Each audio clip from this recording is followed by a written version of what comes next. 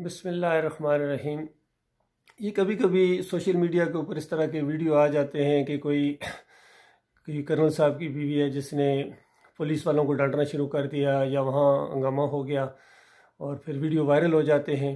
अभी कल परसों एक वीडियो है जिसमें कोई जनरल साहब के बेटे हैं, नौजवान लड़के हैं, 12-15 साल के हैं, और वो इस तरह डांट रहे हैं और हाथापाई हो गई है फौजी सिपाहियों के साथ। और फिर वो फ़ोन कर रहा है, धमकियां दे रहा है, शायद वो एक दूसरे को उन्होंने हाथापाई भी की। और फिर कोई अफसर आए हैं वहाँ और फिर इस तरह का एक मामला है। तो ये बड़ी अजीबोगरीब सूरत हाल पैदा हो जाती है। ये नहीं होना चाहिए भाई। और आर्मी अफसर की हैसियत से मैं यानी मुझे तकलीफ़ होती है सारी चीज़ें देखते हुए कि ये फिर बेइज्जती होती है और आपस में एक लड़ाई वाला अंदाज शुरू हो जाता है, नफ़रत वाला अंदाज शुरू हो जाता है और फिर दुश्मनों को मौका मिलता है कि ये इन चीज़ों को उछालें और अवाम को फ़ौज के ख़िलाफ़ करें या फ़ौज को अवाम के ऊपर जो है वो कोई केस बनाने या उनके ऊपर रोब डालते हुए दिखाया जाता है। तो ये चीज़ें अच्छी नहीं हैं। इसके लिए चंद बातें जहन में रख ली जाएं। पहली बात तो ये है कि हमारे जितने ऑफिसर्स हैं वो अपने घर वालों की, बच्चों की बहुत ही ज़्यादा तरबियत करें और ज़रा बराबर इस चीज़ का तासर ना होने दें कि अगर आप कोई अफसर की बीवी हैं या अफसर के बच्चे हैं, अब तुम्हें हक हो गया है कानून तोड़ने का। और वहाँ जो ड्यूटी के ऊपर बैठे हुए नौजवान हैं, चाहे पुलिस के हों, रेंजर्स के हों या फ़ौज के सिपाही हों, उनके साथ बदतमीज़ी करना और छेड़छाड़ करना और कानून शिकनी करना और फिर उनको दौड़ देना कि अभी मैं तुम्हें ये कर दूंगा, तुम्हें निकलवा दूंगा, देखूंगा मैं तुम्हें, इस अंदाज से उनके ये बिल्कुल नहीं होना चाहिए।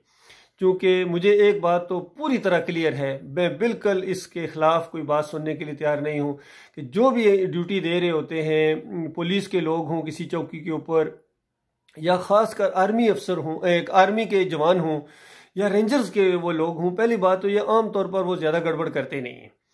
और अगर ज़रा सा भी उनको तारफ़ करा दिया जाए या उनको पता चल जाए ये कोई अफसर की फैमिली जा रही है या अफसर के बच्चे जा रहे हैं, तो बिल्कुल वो बदतमीज़ी नहीं करते हैं, वो बहुत ही ज़्यादा इज्जत और एहतराम करते हैं। इल्ला ये कि कोई ज़बरदस्ती करने की कोशिश करे, यानी कोई फैमिली अपनी एकदम दौस डालने की कोशिश करे तो चंद मिनट भी वो लाइन में इंतज़ार ना कर सके, इस तरह का माहौल बन जाए तो वो और बात होती है। लेकिन आम तौर पर ये बहुत ही ज़्यादा ट्रेंड लोग होते हैं और इज़्ज़त और एहतराम करते हैं। लिहाजा ऑफिसर्स को चाहिए कि अपनी घर में फैमिली को, बच्चों को खासकर इस चीज़ के ऊपर बहुत ज़्यादा ट्रेनिंग करें कि आपने बिल्कुल कानून शिकनी नहीं करनी है और बिल फ़र्ज़ कोई मामला हो जाए तो यानी अपने आपे से बाहर नहीं होना है और उनको धमकियाँ और डरावे देना शुरू कर देना ये मुनासिब नहीं है भाई। ये चीज़ होनी चाहिए इस तरीके से। दूसरी बात यह है, हमारे जो क्या नाम है वहाँ ड्यूटी पर लोग होते हैं, चाहे सिपाही हों, चूँकि ये बात भी मैंने महसूस की है कि जैसा कोई अफसर आता है तो ये जो ड्यूटी पर लोग होते हैं ये थोड़े से नर्वस से हो जाते हैं, थोड़े डर जाते हैं, पता नहीं क्या हो जाएगा। वो कुछ नहीं होगा, आप ज़रा बराबर इसमें नर्वस ना हुआ करें, अपनी ड्यूटी बिल्कुल ठीक दें। बड़े से बड़ा कोई अफसर वहाँ आ जाए, उसके बेटे ने बदतमीजी की है, उसका बाप आ जाए, जनरल आ जाए, ब्रिगेडियर आ जाए, कोई पुलिस का बड़ा अफसर आ जाए, कोई बड़ा सियासतदान आ जाए, ज़रा बराबर जो है ना वो नर्वस होने की ज़रूरत नहीं है। पूरी तरह उनको बताएं ये मामला हुआ है और इस तरीके से इनको रोका गया है, ये बात समझाई गई है और इन्होंने उछलना कूदना शुरू कर दिया है। तो ये बात बिल्कुल नहीं होनी चाहिए। बाकी अगर कोई वाक़या पेश आ जाए तो अब चूंकि वीडियो बन जाते हैं, पूरी तरह महसूस हो जाता है क्या हुआ है, तो बहुत ही सख्त सज़ा होनी चाहिए ऐसी फैमिली के लिए, ऐसे नौजवान बच्चों के लिए, चाहे जनरल के बेटे हों, चाहे ब्रिगेडियर के बेटे हों, कर्नल की बीवी हो, कर्नल की कोई बहन हो, इनको सज़ा होनी चाहिए। और साथ उस अफसर को भी सज़ा होनी चाहिए जिसके ये औलाद है, क्योंकि उसी की वजह से इन्होंने ये बदतमीज़ी की है। उसका इनको बड़ा था कि हम उस फलां वो अफसर के बेटे हैं, फलां सियासी लीडर के हम वो पोते हैं या उनके हम चहते हैं, तो उसको भी सज़ा होनी चाहिए। बिल्कुल उसमें उसको एक जिस तरह वार्निंग लेटर से या उसके डोजियर के अंदर, उसकी फाइल के अंदर चीज़ रखी जाए, पहली वार्निंग, दूसरी वार्निंग, ताकि उनके बच्चों को एहसास हो, उनकी फैमिली को एहसास हो कि हमारी वजह से न सिर्फ हमें सज़ा मिली है, जुर्माना हुआ है या और नौयत के केस की नौयत के मुताबिक सज़ा हो, बल्कि उनके वालिद, उनके भाई या जो भी हैं उनको भी सज़ा हो और फिर उनको एहसास हो कि देखो हमारी वजह से इनको भी सज़ा मिली है। ये बहुत ज़रूरी है भाई। और इस मामले में ज़रा नरमी करना या डर जाना या कानून बदली कर देना कि बड़ों के लिए और छोटों के लिए और, ये बिल्कुल ये इंसाफ के तकाज़ों के ख़िलाफ़ है।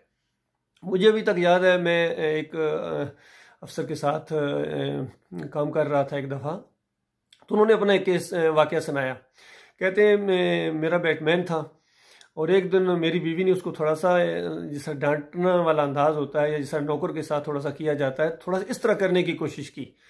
तो कहता है मैंने अपने बैटमैन के सामने अपनी बीवी को कहा कि खबरदार, ये नौकर नहीं है, हमारा पर्सनल मुलाजिम नहीं है, तुम्हें पता है ये कौन आदमी है? तो उसने कहा कौन है? बैटमैन। उसने कहा ना ना ना, तुम इसको बैटमैन समझ रही हो और अपना नौकर मुलाजिम समझ रही हो कि फौज ने हमें मुलाजिम दिया है।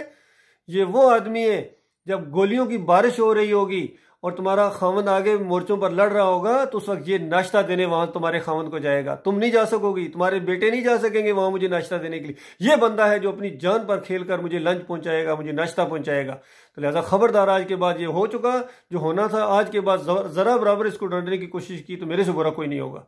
तो अंदाजा लगा, मुझे बड़ी खुशी हुई। मैं कहा बिल्कुल सही कहा आपने। तो तमाम ऑफिसर्स को यही कहना चाहिए, अपने घर वालों को, अपने बच्चों को और अपने बेगमात को, सबको ये बिल्कुल वार्निंग दे देंगे, खबरदार किसी सिपाही की, किसी ड्यूटी पर आदमी की ज़रा बराबर बेइज्जती करने की कोशिश की, उनके सामने उनको बेइज्जत किया जाए। अपने उनको बच्चों को डांटो कि क्यों तुमने बेइज्जती की है, वहाँ एक सिपाही खड़ा था, फौजी सिपाही खड़ा था, तुमने किस बुनियाद के ऊपर उसको डांटा है और उसको गालियाँ दी हैं तुमने। क्योंकि मैंने देखा है बहुत ज़्यादा बदतमीज़ी कर रहे थे वो बच्चे और बहुत ही ज़्यादा उनकी गलत तरबियत हुई थी। तो ये बात है, मेरे दिल में ये बात चाहिए ताकि मैं इसको वीडियो की शक्ल में अपने भाइयों के सामने पेश करूं, जहाँ जहाँ तक ये आवाज़ पहुँचे कि ये तो एक तो अपने आप को जो है ना अपने घर में तरबियत करो, अपनी तरबियत करो और मुसलमान होने में फ़ख्र महसूस करो, मुसलमानी अपनाओ, अकायद दुरुस्त करो। और मेरा ये चैनल आप देखते रहा करें, इसके अंदर अकायद के ऊपर गुफ्तगू होती है, ईमान अकीदे दुरुस्त करो। क्योंकि बड़ा अफसोस होता है, बड़े बड़े अफसर जब जाके पीर साहब की पिंडलियाँ दबा रहे होते हैं और तावीज़ गंडा ले रहे होते हैं, कब्रों के ऊपर सजदे कर रहे होते हैं, तो ये आपका ईमान ही सही नहीं है। मैंने सदर मुशर्रफ साहब को, फिर जनरल अयूब साहब को, हत्ता कि ज़ियाउल हक साहब भी मज़ारों के ऊपर जाके वो नाक रगड़ना और उस तरह के वहाँ वो मुरादें मांगना और ये करना और तावीज़ और वहाँ जना के घंटे खड़काना जाके श्रीलंका में। तो बताओ अल्लाह के बंदो, ये ईमान है? ये अकीदा सही नहीं, इसी वजह से आपकी तरबियत नहीं सही हुई है और ना आप अपनी फैमिली की सही तरीके से तरबियत कर सकते हैं। तो इस बात को ख्याल रखा जाए। अल्लाह ताला गौर व फिक्र करने की तौफीक अता फरमाए।